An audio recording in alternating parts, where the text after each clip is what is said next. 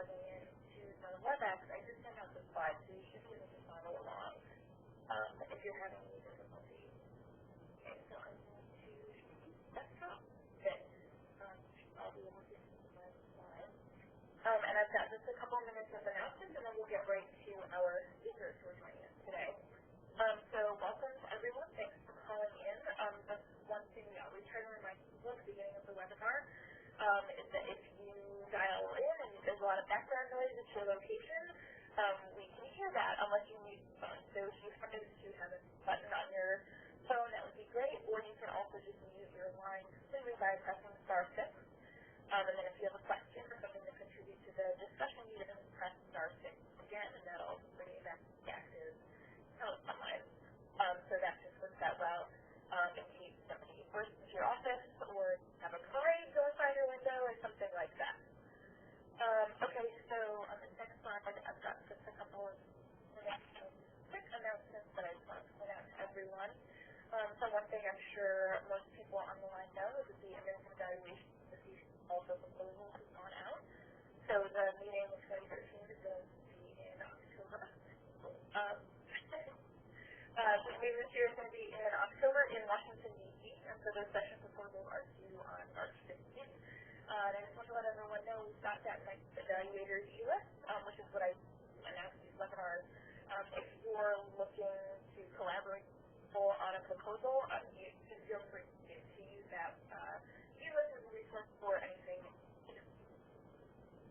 Second thing, I've said this a couple of times now, and at this point I can promise it's almost ready to go live on our website, but we're developing a resource library for all of our NICE evaluators, where we're going to be offering instruments, tools, anything that you develop that you are willing to share. And so I've already used materials from us, including any of the people that I already saw were on into the webinar. But if you have something that you want to share, just let me know. And otherwise, just stay tuned, and I'll be sending out information whenever you can access it. All of it's going to be behind a password, behind a login, so that whatever you're sharing is just for the it's not going to be public. What that means is that I need to share login information with everyone. So that's one of the slight complications that we're going to be dealing with. I just want to let you know we're going to be doing these webinars every quarter, so the next one's going to be May 13th. So I'm looking for volunteers who might want to speak. We've already got one person. And what I'm doing now is sort of scheduling the exact date and time of the webinar around the availability of the speakers. So if you have a complicated schedule in the spring, that's not a problem. Just let me know that you have something you'd be interested in sharing with the group, and we'll work something out. And most people should already know this is a quick announcement. Obviously, we are not having a tri-agency climate change education meeting this spring because it will be coming up really quickly now. The next in-person meeting is going to take place in October 2013. That date is going to be soon. Once again, that's going to be in the D.C. area.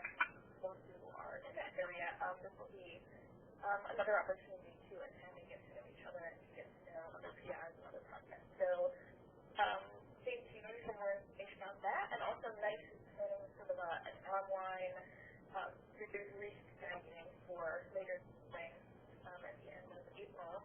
And so you'll be hearing more about that. There will be mostly aimed at PIs, kind of like the PI meeting, but there will definitely be stuff that we'll make sure to let the evaluation team know about as well. And so if you have any questions about anything about it, you want to contact me for anything else, you have my email address here, and elsewhere in our culture, all the reminders that I've been sending for these webinars. Okay, so after this, we'll get right to it. So just a reminder again, if you're not speaking, you can pause and phone, and then if you need to unmute to ask questions or to the discussion, you just press *6 again, and that'll open up your line. So today, our two speakers are first we're going to have Janda Waters from Clarkson University, and then Kathy Comfort from West Ed, and I think Kathy's going to be joined by Bob Leaker a little bit.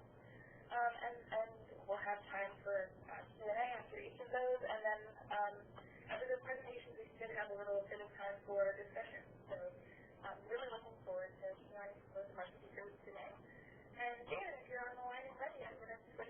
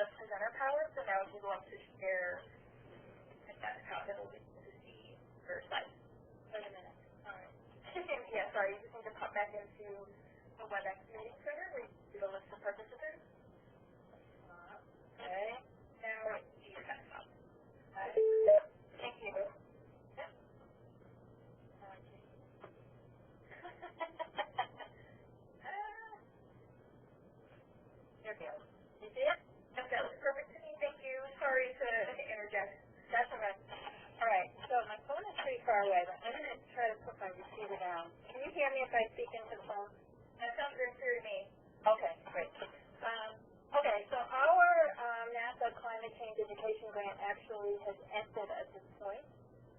We started in 2010, and I'm going to talk about primarily about the climate literacy survey that we developed and used as part of that grant. But I'm going to give a brief overview of our project in general, just to put things in perspective. This is our team here. Myself, Susan Powers, Suresh Daniela, and Mary Margaret Small. So in general, our project had a we had sort of three overall goals. We wanted to create a college-level class on global climate change, science, engineering, and policy. This is primarily a technical institute, and so we're teaching mostly engineering students, but we did develop this semester course for undergraduates and graduate students as well. It's a double-membered course, and it still is being taught. We started in the spring of 10. It's taught every spring. It's being taught currently, and the number of students in the class, during that first semester we had about 8, and now we're in the 30s, so it's a pretty popular class. The second group that we targeted were teachers, middle and high school teachers. We held a series of workshops first to develop curricula and then to teach that curricula to a second group of teachers, and then disseminate further throughout the state at a number of one-day workshops that we did through NYSERDA, that was a partner of ours. And of course, the third objective was to impact the students themselves, the middle and high school students themselves, and their climate literacy. So specifically, we wanted to improve the climate literacy among college students and hone their job skills, not just for NASA, for NASA because of the grant, but also in any engineering/science-related career. We have a lot of environmental engineers here, also mechanical, aeronautical. So climate change topics are pretty pervasive throughout a lot of engineering disciplines. We also wanted to improve the content knowledge and skills for our teachers. We originally thought we were going to focus on enhancing their skills related to using the NASA data set in their classrooms, so what we found was we also were able to fill a lot of gaps in their climate science knowledge in general, and they appreciated that. And then finally, we wanted to improve climate literacy among our New York State secondary students and their feelings of self-efficacy related to STEM topics and careers. So the whole idea behind our grant is that if we can promote climate science literacy, we will in turn help students and adults as well, help them improve their knowledge about climate change as well as their personal awareness and recognition of the role that humans can play and their motivation to work towards solutions. So literacy encompasses knowledge as well as these affective and behavioral domains. So that's sort of where we were going with all this. As far as outcomes assessment, we had two fundamental aspects that we were looking at. We looked at targeted content and personal competencies and attitudes related to climate change specifically, as well as more broad, STEM-related topics, the effectiveness of the materials that were developed and our ability to satisfy the teachers and the students and to improve their feelings of self-efficacy and whatnot. But I'm going to focus on the climate literacy survey. We ended up using this for all three of our target groups, the undergraduate, college students, the teachers, and then the high school and the middle school students. And I want to emphasize here that when we measured climate literacy with the survey, we specifically wanted to measure the broader outcomes of the intervention. So we tried very hard to develop, well, first we tried to find an instrument, but we couldn't. So we ended up developing an instrument that was not necessarily tied to any curriculum content. For one thing, our teachers were all doing very different things. They developed a number of different modules that they used in their classrooms, so the content did vary. But we really wanted to look at the broader impacts of the intervention. So their kind of broad content knowledge and understanding as well as the affective and behavioral aspects. So this is the overall methodology that we followed when we developed the survey. And this is in parallel to, I did my I did my doctoral research also with our PI here right before we got this grant. So I was sort of finishing up when we got this grant. And I looked at energy literacy. So I've been involved in a lot of the energy literacy efforts with the DOE and whatnot. I developed energy literacy surveys, but I spent about 2.5 years developing that survey. So this is a parallel approach, but we didn't have the resources to put the time and effort into this quite as extensively as that survey, but methodology is very, very similar. So we started out defining content objectives. We developed a pool of items that were tested using a couple rounds of pilots. We evaluated and revised the survey based on those pilots. We had a review of the items by experts, and the experts that we used in this case were high school and middle school teachers. And then we pilot tested a second survey for secondary students and ended up developing a secondary survey. So I'm going to go through these steps in a little bit more detail so you can understand what we did. So when our content objectives, like I described earlier, we really looked at 3 aspects of literacy: content knowledge, affective aspects, which were recognizing the human role, being sympathetic. I don't really like that word, but I can find it. And another one that fits really what I'm trying to say: recognizing the need to address the issues, and then understanding the importance of personal decisions and actions. That's sort of the self-efficacy. And then finally, literacy does include behavior. We feel very strongly about that. And behavior, especially with middle and high school students, behavior is not just actions, but intentions, because a lot of the actions are outside of their control at this point. So we include intentions and motivations within our measures. I also wanted to add that the measurement objectives, especially for the knowledge aspects, were primarily guided by the climate science literacy document that was published in 2009, and I'm just going to assume that people are aware of that document. Okay, so then we developed a pool of items primarily by reviewing literature, searching for existing surveys. And I have to say that our search started out as a search for surveys that we could use. But what we found in the literature was a variety of surveys and studies that were very good, but most of them only looked at one aspect of literacy: knowledge or behavior or affective, attitude. We couldn't find really an overall broad picture that we could adapt and use, and so we ended up piecing together from various surveys, and I include a couple slides with all our references that you're welcome to have those references as well. And also many of the items, especially the knowledge items, they were very specific, content specific with respect to earth science mostly, a little bit specific for our objectives. So we ended up, these are all our resources that we use, items by permission from a variety of sources, and some of these might seem familiar. So these were content questions, came from these various sources, and then affective, like Derowitz's work was a great resource. Another great survey by Curry et al. Excellent. These are excellent surveys, by the way.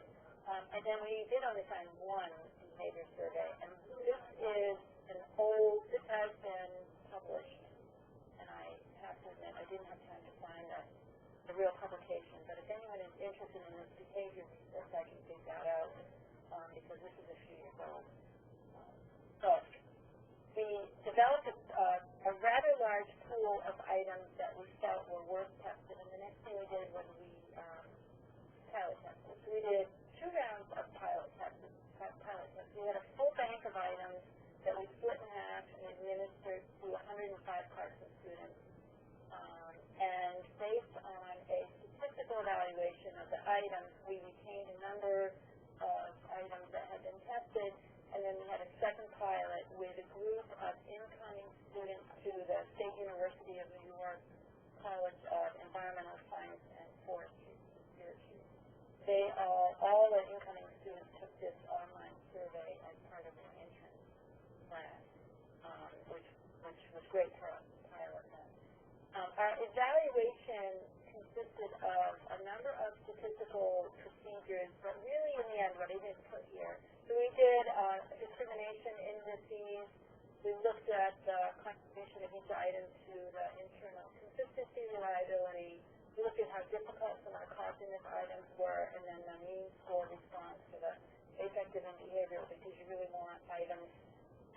range of responses there. But in the end, what really determined whether or not we held on to an item, unless it was completely poor, but we looked at the contribution of the item to the overall objectives of the survey. We did have some items that they performed rather poorly statistically, but we needed them because we wanted to cover those content objectives, and so we ended up revising and retesting a number of items. Okay, so we went through the 2 pilot tests. We ended up developing pretty good adult/college student survey, and so the same survey was used for our college population as well as the teacher participants in our climate change education workshops. So it has 3 subscales: cognitive, affective, and behavioral. Pretty high internal consistency for all 3. Our cognitive items use a multiple choice, 5-option multiple choice. The affective and behavioral were 5-option Likert type scales. The options varied a little bit between them, as you can see. And you all have access to the survey, I believe. If not, let me know and I can send it. So then what we did was we sent these items out to our high school and middle school teachers, and then evaluate them to determine what they felt would be reasonable to ask of their students. And we ended up developing a pilot that we administered to middle and high school students in 2011, went through a similar analysis, and developed 2 additional surveys. So the affective and behavioral subscales are identical. The middle school survey, the cognitive items, they have fewer and they're a little bit easier. And you can see on this that the internal consistency, reliability for affective and behavioral subscales are still really high. The cognitive items are not as internally consistent. They're very difficult. The performance, I didn't break this out in terms of high school versus middle school, but the high school alpha values were higher, middle school values were lower. Questions are a little bit difficult for the middle school. So that was it.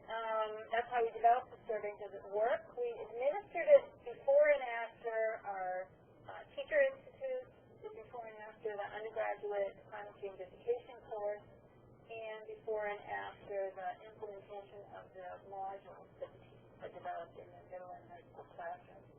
I don't have a lot of data to show. I can say in general that we're seeing a lot of change for knowledge and affective responses for all of our target groups. I think I have some data here. Right. So these are some, just to show as an example, this is the high school students in 2011, 2012, so last year, pre versus post. These are pre-responses. We asked the students where they learn most about global climate change, and I always like to show this because the overwhelming majority of students learn most at school, and I use this just to emphasize how important it is to have good educational programs out there, since that's where they're learning.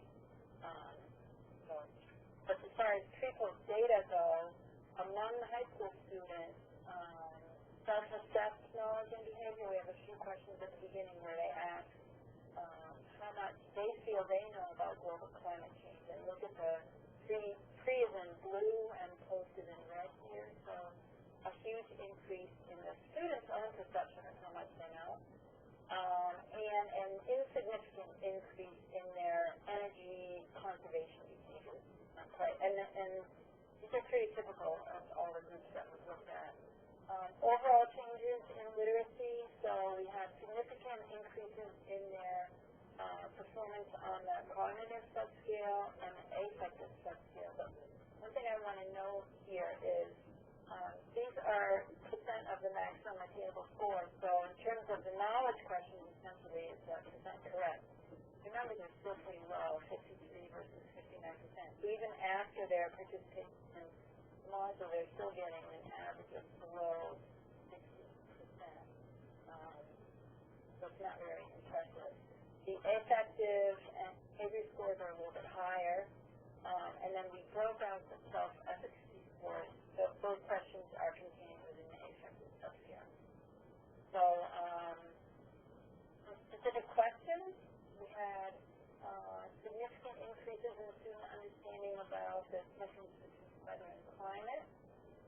the relationship between greenhouse effect and global warming, but you can see still, even on the post, even after their module, less than half the students understood that.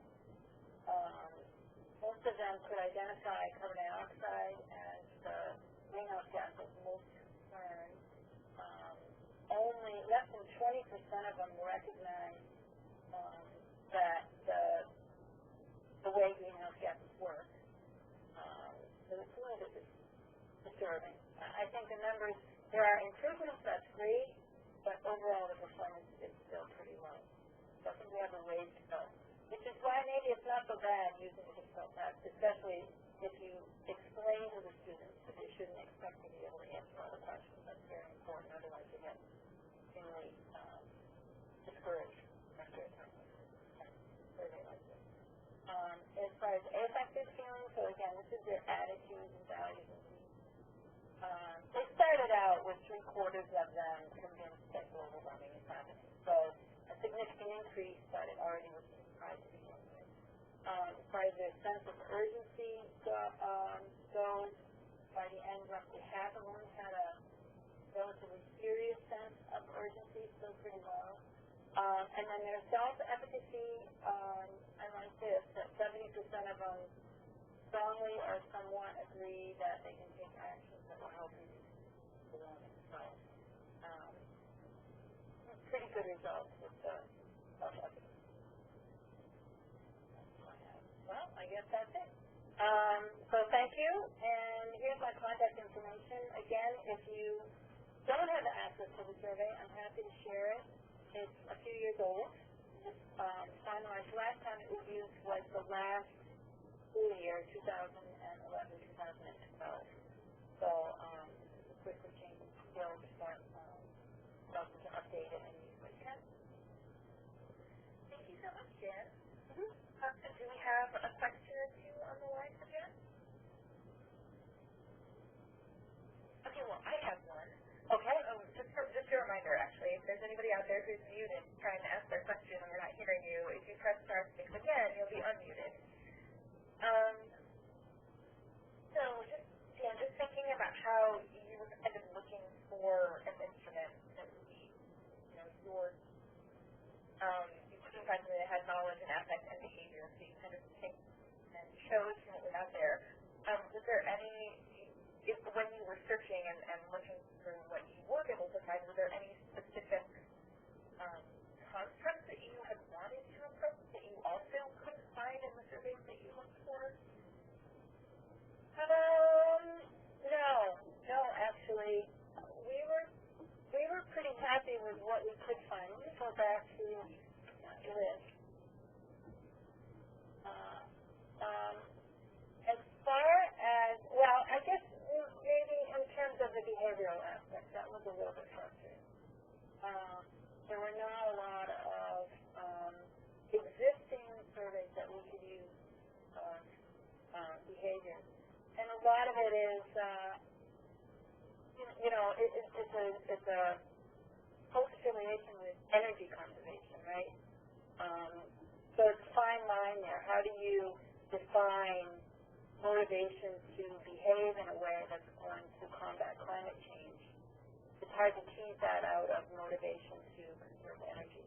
But it's a little bit different, but it's not completely different. And we really didn't want to mask what we were doing with energy conservation in the global sense. You know what I mean? Oh, absolutely. That's really, I think that's a really good way to state it. Because I feel like when I'm talking to evaluators about this, there's a lot of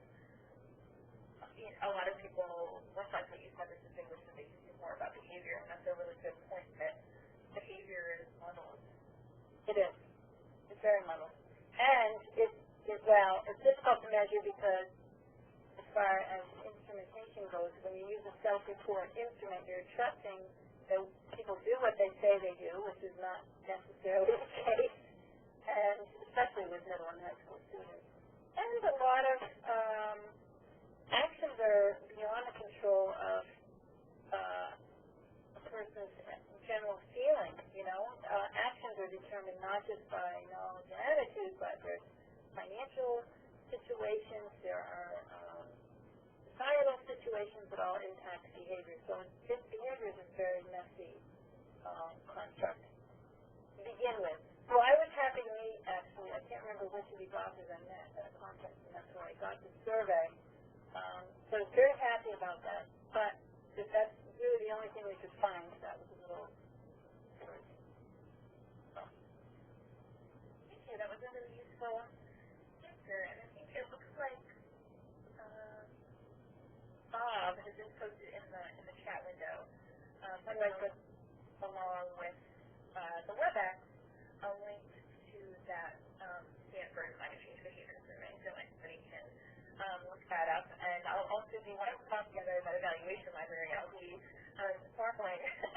I've already got the answers to it, but I'll be borrowing from her bibliography too. So these things will be showing up and accessible to people. Do we have any other questions? All right, well, thanks again. And so now, Kathy, I'm going to give you presenter power so you can share your desktop and we can have your thanks. Yeah. Sure. Okay, so Kathy, I'm passing you the presenter privileges, and so now let's go into the meeting session to set your yep. Oh, there we go. It worked. Perfect. Okay, thank you so much. You can take it from here. Okay, good afternoon. This is Kathy Comfort from West End, San Francisco, up in Northern California, and Bob Leacher in Southern California at CSU Channel Island. And Bob and I are going to discuss a framework or logic model that we are using in evaluation of skills, such as promoting educational leadership in climate science. Okay, Channel is a 3-year professional development project for high school teachers in Northern California. And what we'd like to do in the next 15 minutes is to share some insights on how the logic model has helped to open up and maintain communication between staff and the evaluator. And Bob will be jumping in then. Yeah, that's Kathy, the evaluator, and me as the project director, if you like. So in a nutshell, the logic model is a visual graphic that shows you where you're going with your project. What you will accomplish. It provides a roadmap of how you get there. In terms of a series of if-then relationships that, if implemented as intended, relate to the desired outcome. And at this point, we have a why, which is in terms of the program evaluation.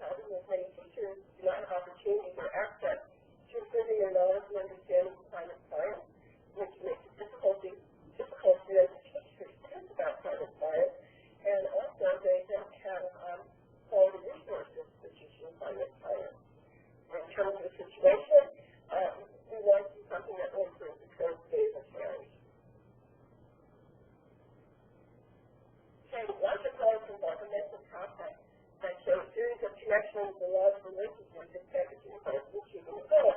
And in this case, our problem is that we're looking at family, and the family is all busy and we need a place.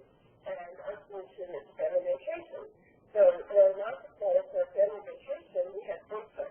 And in this input, we have the family members that get together, they determine the budget for vacation, we have a car to get us there, we have the camping equipment, so we get all packed in, packed up in our input.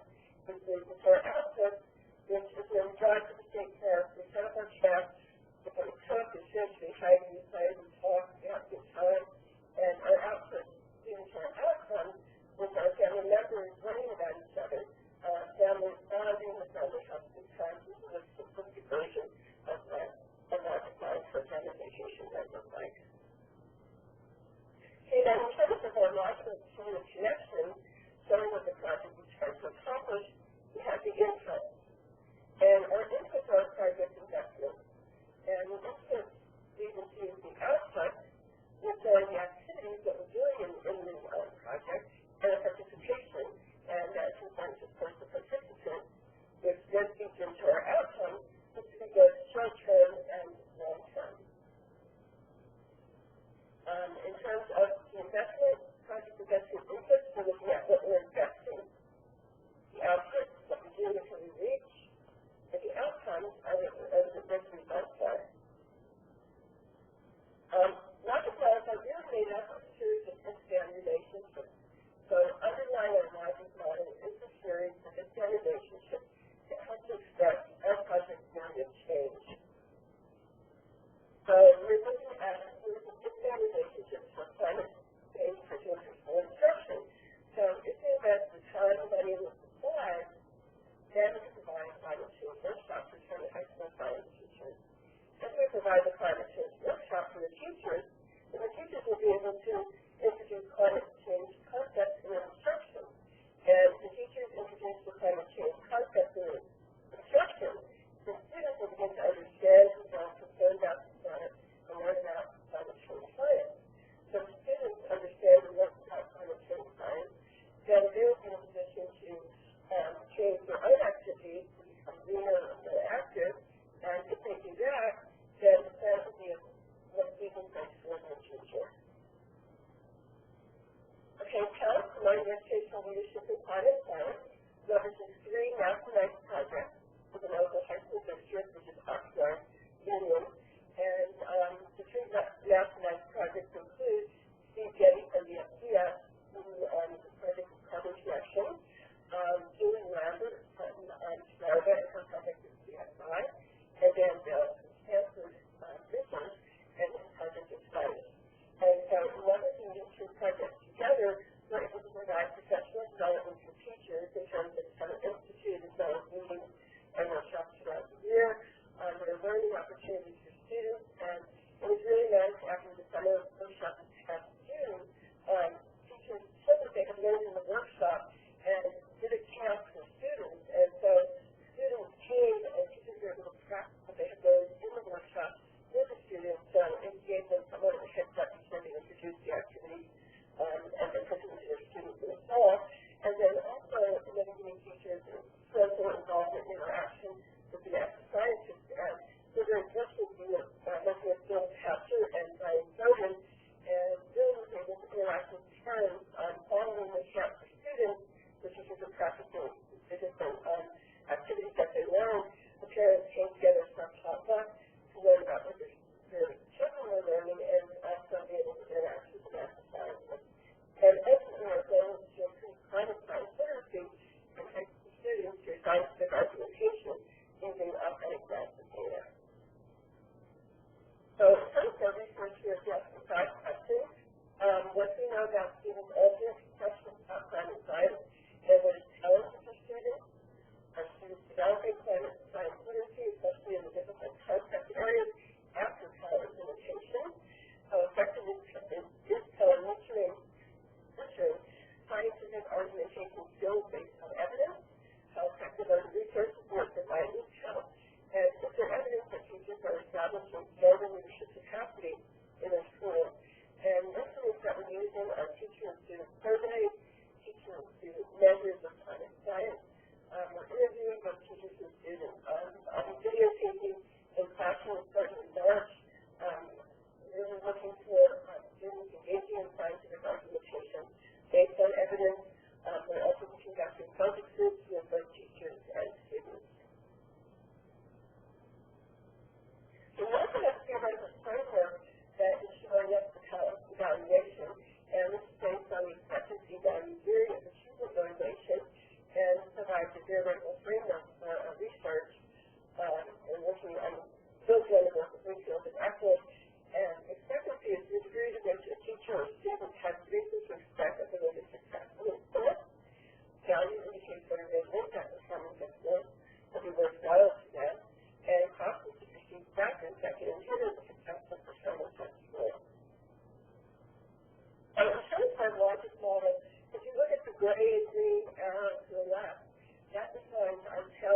priorities.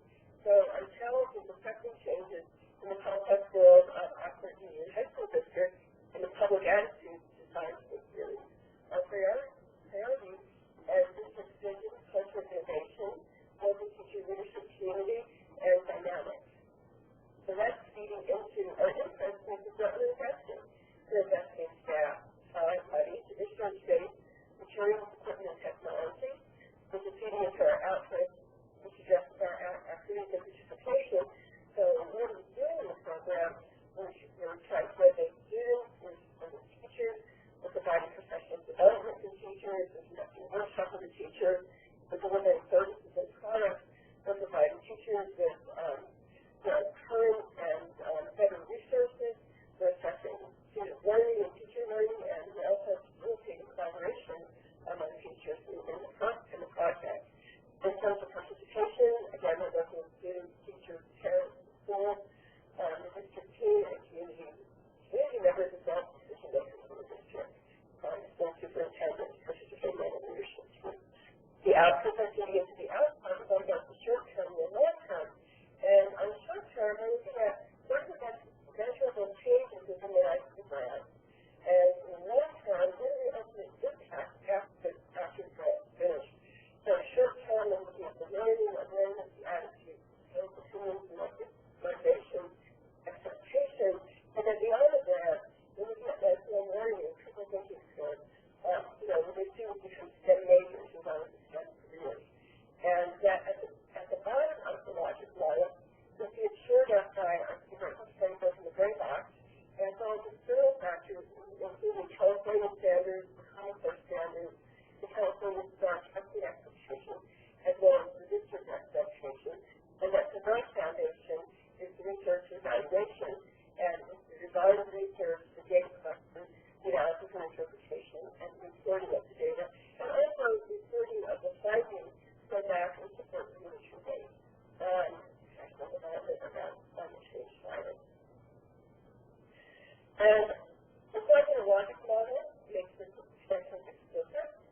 And the last slide, we have Untitled Chapter is looking at the board, saying, I think you should be more explicit here in step 2, and in step 2 it says for the military code, and I guess you're believing it's the military.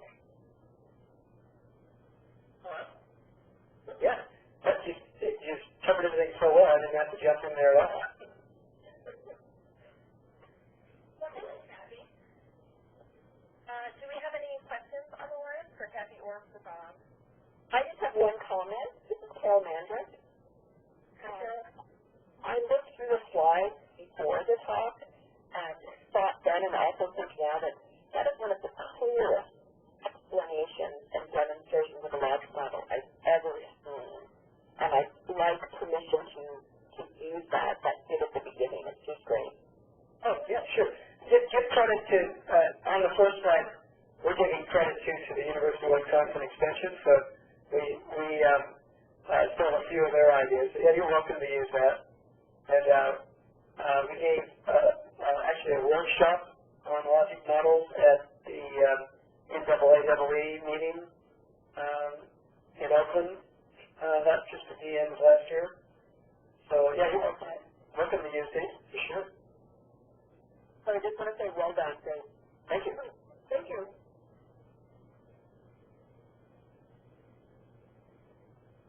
Any other questions?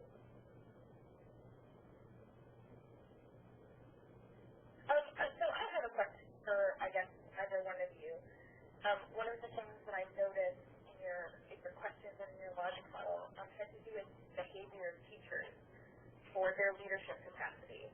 And I was wondering if you could just tell us a little bit more about what it is you're trying to learn and how you're measuring that, and if you're looking at capacity, or how it actually is translating into leadership behaviors. Well, one of the Oxnard Union is 6 high schools, and it's a very heavily Chicano area, heavily Hispanic student area. And so we were looking at, it's kind of a very weak departmental structure in most of the schools. It's kind of everybody's divided in their own school, their own classroom. So one of the things when we ago before we were writing the grant with the district is they wanted to build kind of professional learning communities among their science, well, all of the teachers, but in this case the science department. So one of the things which we, to qualify a school, needed to have at least 2, but preferably 3 or 4 teachers to participate. And so we have about 4 or 5 in most of the schools. And they're meeting together, supported by a teacher support person that's funded by the grant to hold like meetings once a month. So in that, we were hoping that the people that attended the summer institutions would become kind of leaders in their school. And it's already eventuating that in each school site we have 1 or 2. In one school we got 3 really, that already appear to be promoting not just what we're doing here, but just promoting the idea of doing something different and trying to get the department together in a more cohesive way. So that's what we really meant, was at the school sites to have some kind of a little bit of a leadership quality going on. So I'm kind of keeping notes of that, but we will actually be in the focus groups. We're going to talk a bit about that, and then talk with the science chairs at the end of this. Not all of whom are in this project, to get some kind of a little bit of an idea of whether they feel that there's more happening in terms of interaction and leadership. That's what we were after. Hey, Bob, I was just get this for a second. The teachers, some of the teachers that Bob identified, the leadership role, I believe they're going to be invited back to the second institute. It's kind of leaders to be able to share some of their knowledge and teaching experiences with the cohort of new teachers. Right. We're going to have kind of later in May, we're going to have a kind of a show and tell and a little bit of what people did and how it went. And then we have one already identified, and we'll probably have another as the school year goes along that we'll invite back as a peer mentor to the new. There'll be a new group of about 20 teachers that join for the next Summer's Institute. We'll have 2 of the former ones come and kind of be kind of like peers and share. That's always powerful when people are being introduced to new ideas and new ways of teaching it. Somebody says, you know what, that really worked well with my 9th graders, and it was phenomenal with my 10th graders, or or whichever, whatever. And I think that also gives you a chance to see whether those teachers who are mentors become mentors, how well prepared they were for that, and have they really sort of developed. Mm-hmm.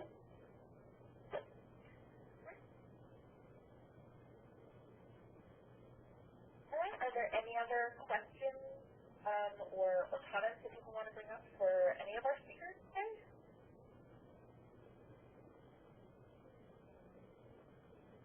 All right, everyone. Well, thank you for everyone who called in, who participated, and again, thanks Jan and Kathy and Bob. And like I said at the top of the hour, we'll be doing another one of these coming up later in the spring in May. So if you have some interesting work that you would like to share with this group, just let me know and we'll get you on the schedule. All right, thanks everyone. Bye-bye. Thanks, Anne, for organizing.